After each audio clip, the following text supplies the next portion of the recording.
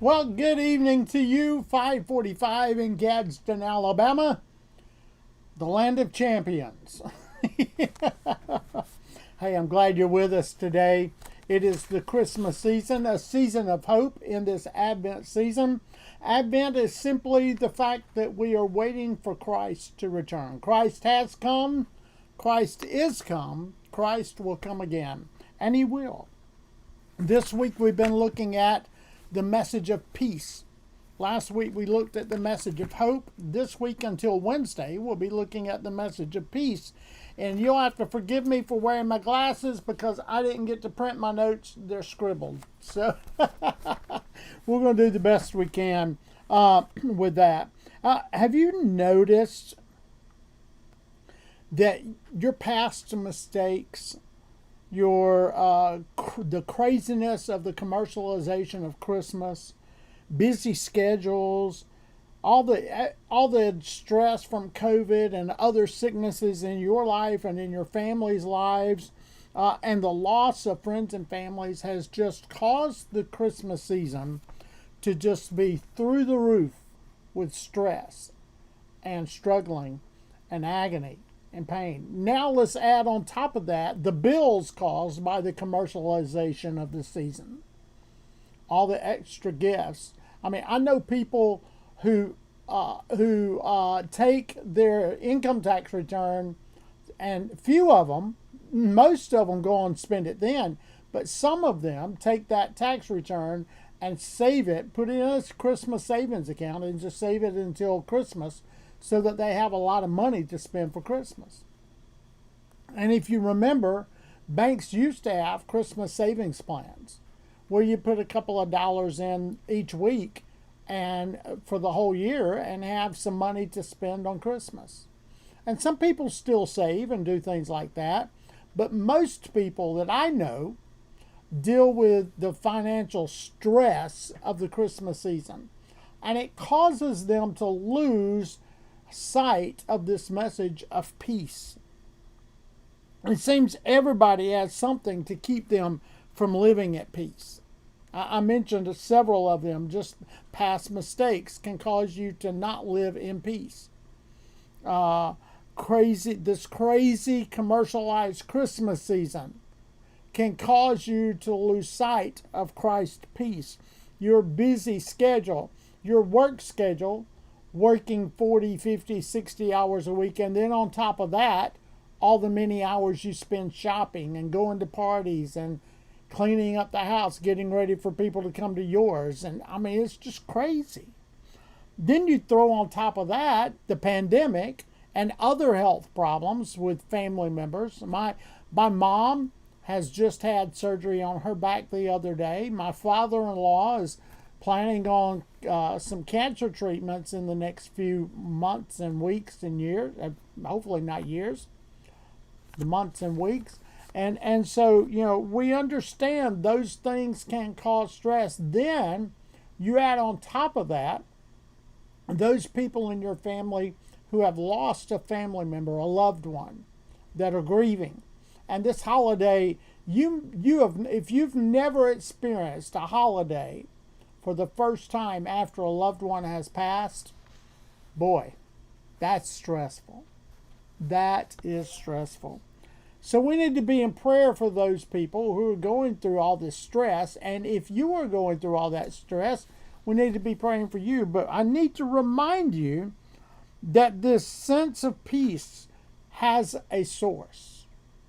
You can return to that source of this sense of peace, even in this crazy Christmas season.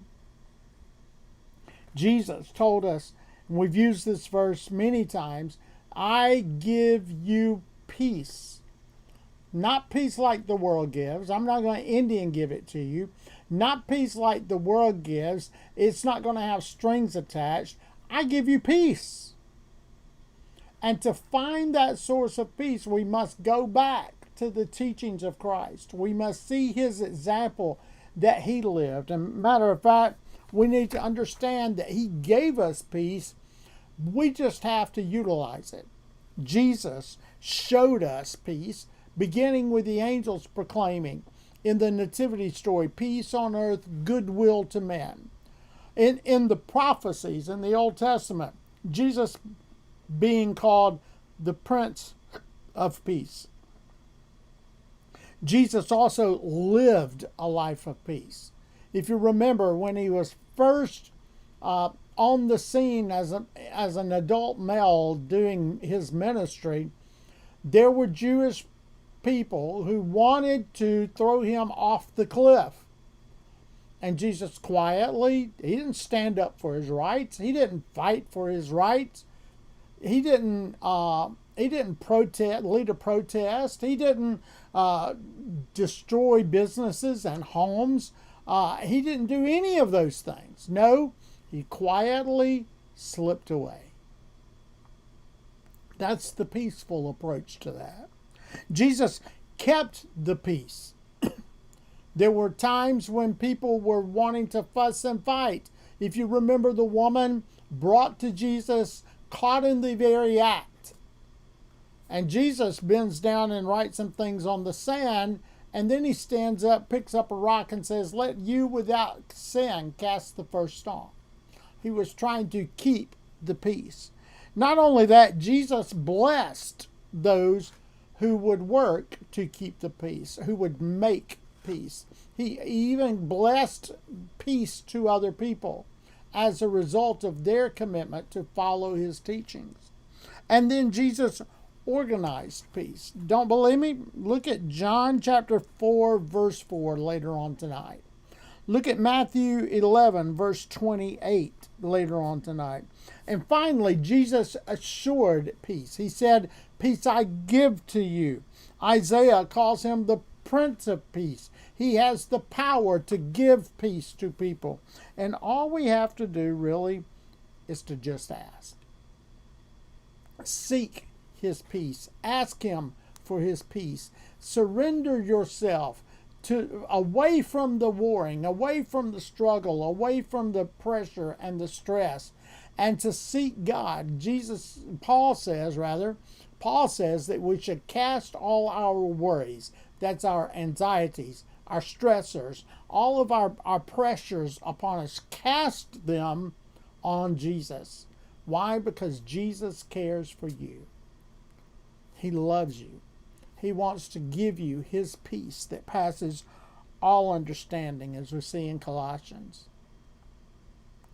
So I want to encourage you today, if you're dealing with stress, if you're ready for this Christmas season to be over, let me encourage you to seek his peace. How do you find his peace?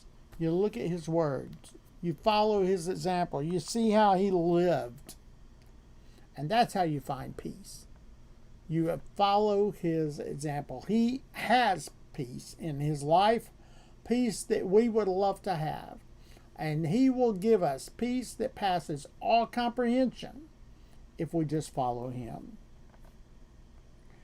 I failed to talk about a hymn yesterday, so let me return to that. We're going to look at the hymn, the Christmas carol, Greensleeves, what we know as Greensleeves. What Child Is This? The tune, the poem, What Child Is This, was written by William Chatterton Dix in 1865. This is now the third carol that we've spoken of that I can recall, the third, possibly the fourth, of the 12 we've talked about that was written in this period of the Civil War. But it was set to the tune Greensleeves 5 years later in 1871. Although this song was written in Great Britain, the carol is actually most popular in America now. What Child Is This? And the verses of this poem poses a rhetorical question and then answers that question. What child is this? And then he lays out the setting for this child being born. And then he concludes the verse with a universal appeal to accept Christ. In 1865, Dix was working as manager of an insurance company. He was afflicted with an unexpected and severe illness that left him bedridden and eventually suffering from severe depression. But he says that his near-death experience brought about a spiritual renewal in his life while he was reading the Bible comprehensively. He read from the beginning to the end. And he was inspired to write this hymn and several others. He wrote this hymn, "What Child Is This?" in 1865, published 6 years later, set to the music of Greensleeves in 1871. The tune you're familiar with, "What child is this who lay to rest on Mary's lap is sleeping, whom angels greet and anthems sweet, while shepherds watch are keeping. This is Christ the King, whom shepherds guard and angels sing. Haste, haste to bring him, Lord, the babe, the Son of Mary." What a great song to remind us that this little baby is going to be brought by the Magi gifts of incense, gold, and myrrh. The gold to signify Christ's royalty, the frankincense to signify Christ's suffering, and the myrrh to signify both his death and his healing. And then he calls, in the later verses, he refers to Jesus as the King of Kings who brings salvation. And then asks that loving hearts would enthrone him, make him their Lord, their King. And then, "Oh, raise a song on high." His mother sings a lullaby. "Joy, oh joy, for Christ is born, the babe, the Son of Mary." This is Christ the King, the Prince of Peace, whom shepherds sought and angels sing. Haste to bring him, Lord, the babe, the Son of Mary. What a great song. I hope you enjoy your Christmas carols and you're learning a little bit about the history of some of your favorite carols. But I want you, more importantly, to learn the message of Christmas. The message of Christmas is you can have hope in your life. And that hope will spring eternal because Christ is born. The message that you can have peace in your life. And that peace comes from the eternal source, Jesus Christ, the Prince of Peace. Next week, we'll talk about the gift of love and how you can have love in your life forever. You just have to surrender to the Christ who brings us love, because God is love. And then finally, the gift of joy. You can have joy in your life when you fulfill the purpose with which you have been created. And that purpose is to glorify Christ. We'll talk about those two, the joy, the love and the joy, in the next 2 weeks, actually starting Wednesday with love. And from the following Wednesday to the next, we'll talk about joy. But I pray for you today, peace. Peace that passes all understanding. Hey, let me give you an example. I started this series on Advent knowing that I was about to have my teeth extracted and I was going to have dentures to replace them. And I don't know if you can tell, I've got a little bit of a lisp and I'm a bit of a perfectionist and it's causing me problems. But God has blessed me to understand that I'm fulfilling a purpose He's given me, and because of that, I know that I can have peace. Bless you. I pray for you. I ask God's blessings on you of hope and peace and love and joy. And just like any gift, all you have to do is open it. take it, use it, make it a part of your life. I love you. God bless you. And Merry, Merry Christmas. We'll see you tomorrow. Bye-bye.